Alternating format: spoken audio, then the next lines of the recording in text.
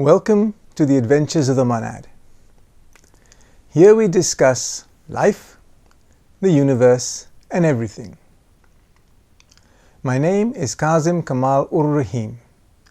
In this series I ask the question, who are we, where do we come from, and why are we here? I will post one presentation a week. Please subscribe to my site and hit the bell icon for notifications of future videos. You can also leave comments and join in forum discussions on my website.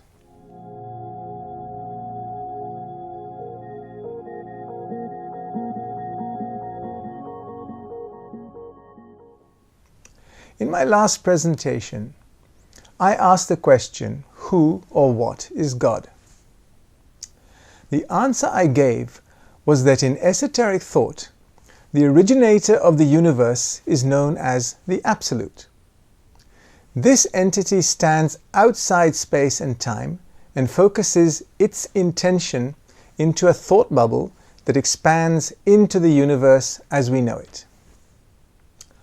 I go on to discuss the existence of other levels of consciousness that also could be regarded as deities. This seems a feasible proposition as we dwell within their orbits. However, the fundamental conclusion I drew is that God is not a single entity or a trinity, but a collective. That collective includes all the living matter in the universe. I wish now to look at the processes of creation. How did it all begin? There are many myths about the act of creation, how it occurred and why.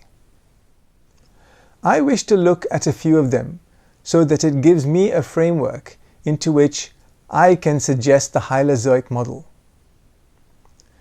The Hindus and Buddhists have an underlying belief that everything is formed from some sort of consciousness, and we live in a web of illusions. Let us consider this for a moment and imagine in your mind a vision of your house. I suggest that you will not be able to do this for very long, and the vision you imagine will be quite hazy. Now, I ask the question, could an infinite mind hold a vision of the whole universe for its entire existence? Not only is this infinite mind imagining the whole structure of the universe, but also the trillions of life forms within it. Let me ask another question. Is anything real?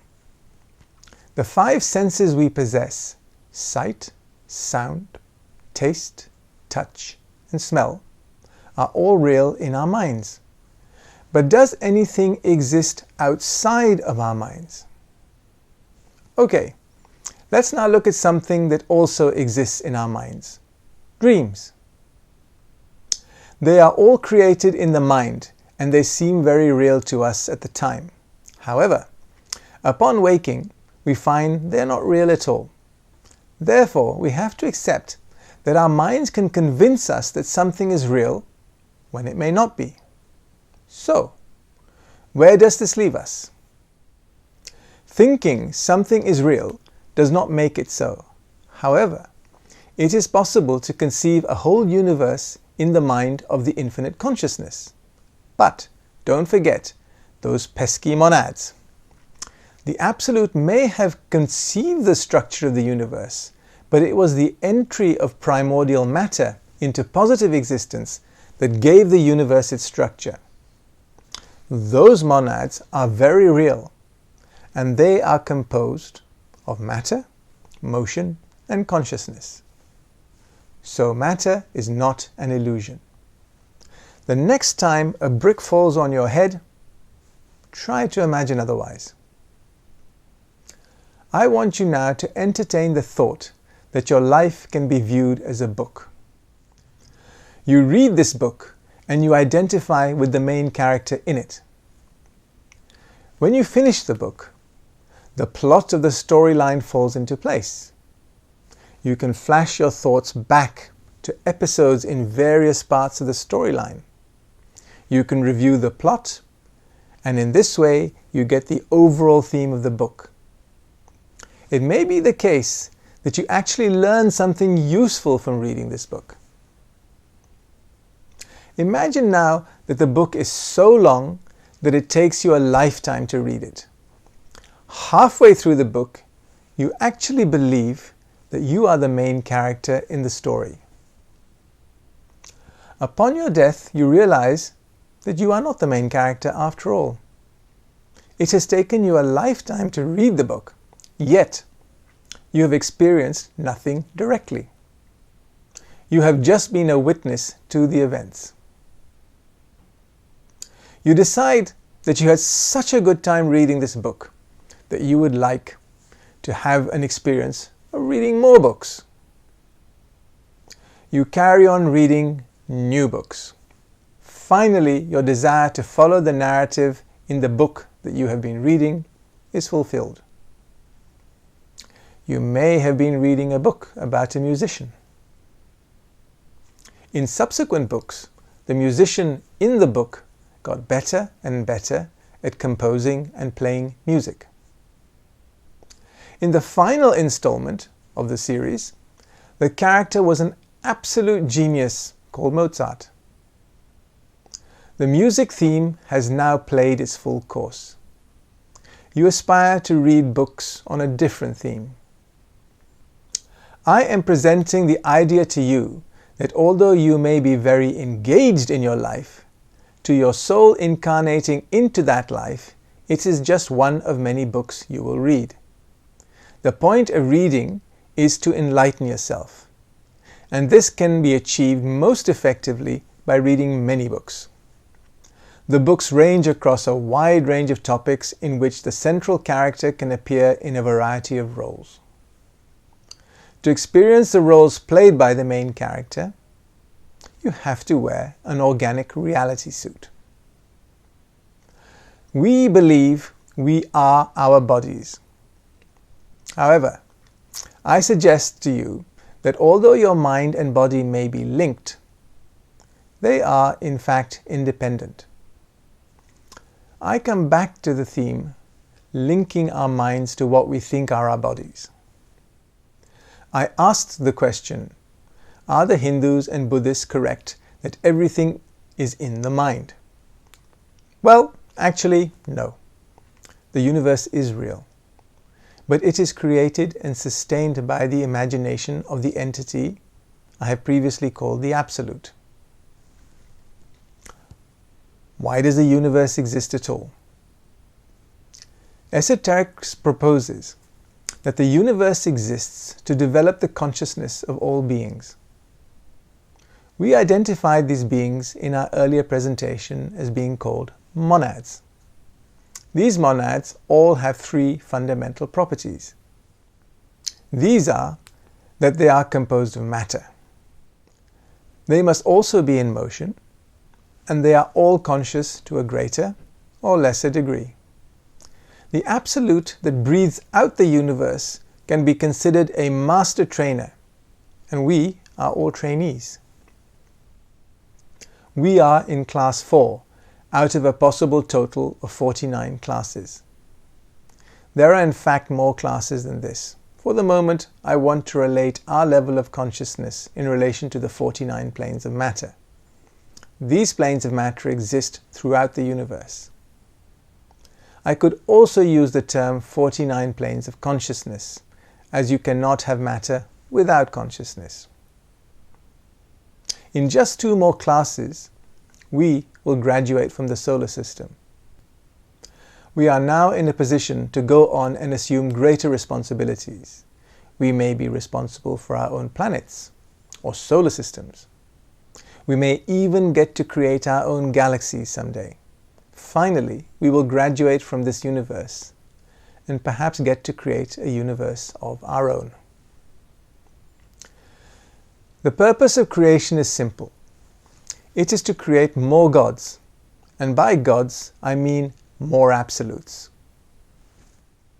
In the Gospel of John, chapter 10, verse 34, it is written, You are all gods.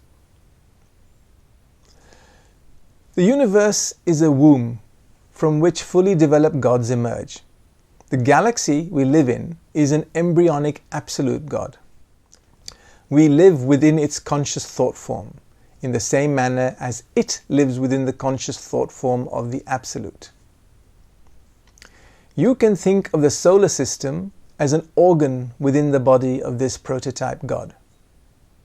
Each conscious being is a cell in that organ. These are just metaphors, but underlying them is a very real and profound truth.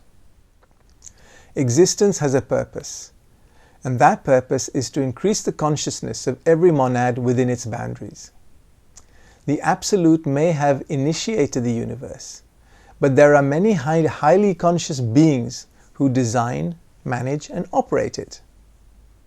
This is part of their own evolution.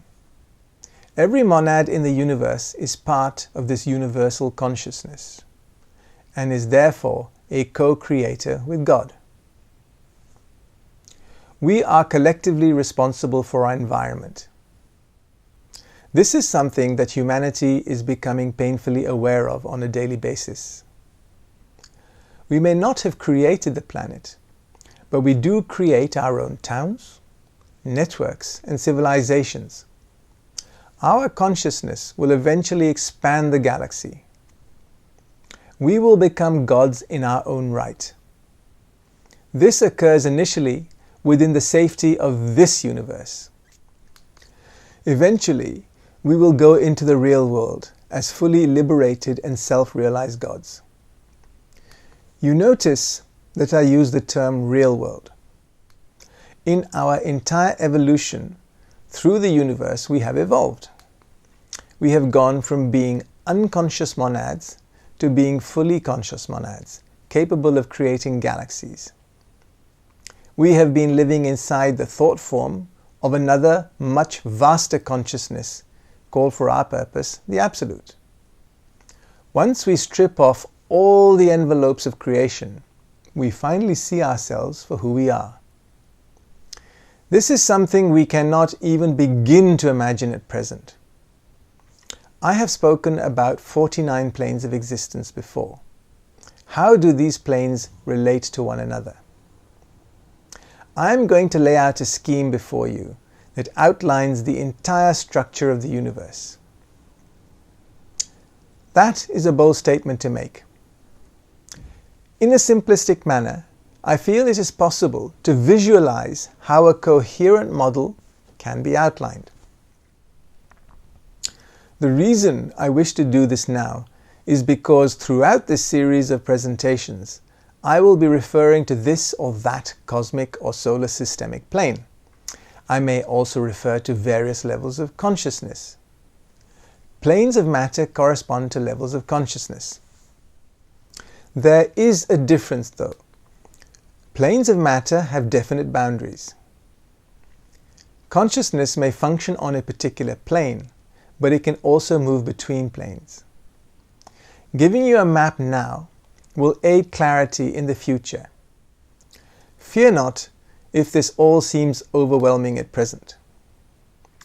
We start with one universe. Within this ball of consciousness and matter is contained the whole of positive existence. The presentation of the various planes of existence is seen in a linear manner. But I want you to realize that in fact, each plane penetrates the next. The reason one plane does not interfere with the next is because of the rate of vibration on that plane, relative to the one below it and the one above it. The entire universe is divided into 7 cosmic planes. The explanation of the names of these planes will be revealed over time. Just remember one very important axiom. As above, so below. Once I got a grasp of that fact, my understanding of many things became a lot easier. What we see down here on Earth is often repeated again on higher levels. I finally got to understand the patterns and cycles that govern our lives and the complexities within the whole universe. Starting from the first and highest plane, we have the cosmic monadic plane. This is subdivided into 7 subplanes. The same subdivisions are repeated on the cosmic divine plane, then the cosmic spiritual plane, the cosmic unity plane, the cosmic mental plane, the cosmic emotional plane, and finally the cosmic physical plane. Notice the numbering system. You have the designation of the cosmic plane and then which subplane you are dealing with. This subdivision, numbering 1 at the top and 7 at the bottom, has a significance when we come to consider ray energies. This will be in the future. The naming system I use is not universally accepted. The Theosophists use slightly different names. I do not even follow the naming convention of Henry Lawrence, who is the source of the Hylozoic system of cosmology. I am using the terminology suggested by Lee Bladden in his excellent book, The Science of Spirituality. To confuse matters further, I stick with the Lawrence numbering system. For the purposes of putting forward a coherent scheme of creation, I will explain everything I describe. When you meet definitions within other systems, I hope you can see the complementarities. So now to the famous 49 planes. These are the cosmic planes already presented, 1 to 7, with 7 subplanes each. They have just been expanded and numbered sequentially, 1 to 49. This terminology is the easiest to deal with when describing what is going on and where. Be patient. You will eventually see it all makes sense. Well, at least to me it does. Plane 1 is where it all begins, with the entry of the monad into the universe from the antiverse. Plane 49 contains solid matter as you think it exists.